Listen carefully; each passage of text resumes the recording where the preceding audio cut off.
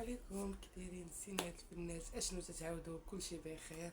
صحيحتكم؟ اموركم هانيه؟ كلشي بخير؟ اليوم جيت نهضر لكم على واحد البوماده خطيره من مناطق العنق.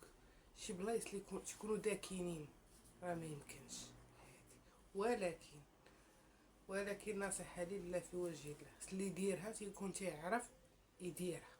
الا ما كنتيش تعرفي ديري هاد البوماده ما ديريهاش باش ما تقوليش رجعتي على وجهي بالاعراض الخايبه.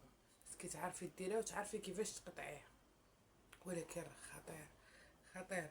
وديما هاد الصابون منين نديرها نغسل بهاد الصابون. خطيره. البقع السوداء، البقع ديال الوجه، العنق ديالك ترجعو يا سلام. وضروري نغسلو بهاد الصابون ضروري من ليكرو.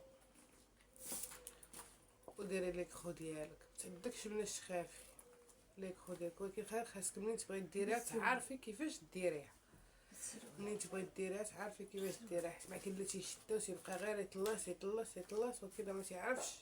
ملي تبغي يقطعها ما تيقول لك كحلت ليا وجهي، دارت ليا الكلاف، رجعت عليا بالعكس.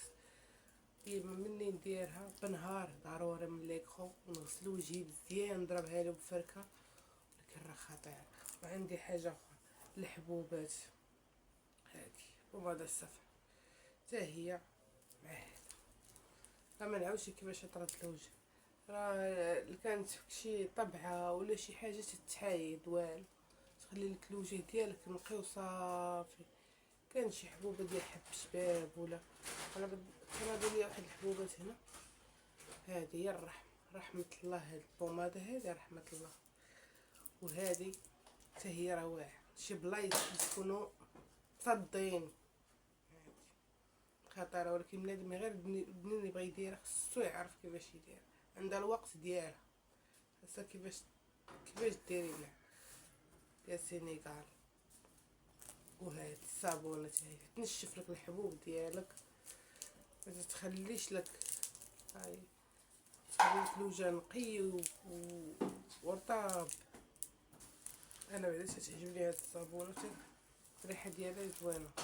هاد البوماده ديال العينين، البوماده هي ديال الوجه بحال الشكل ديال العينين. ليكرو ضروري من ليكرو.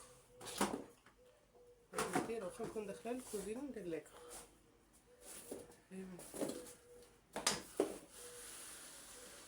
ضروري من ليكرو. وجهك تخليه نقي، وجهك نقي.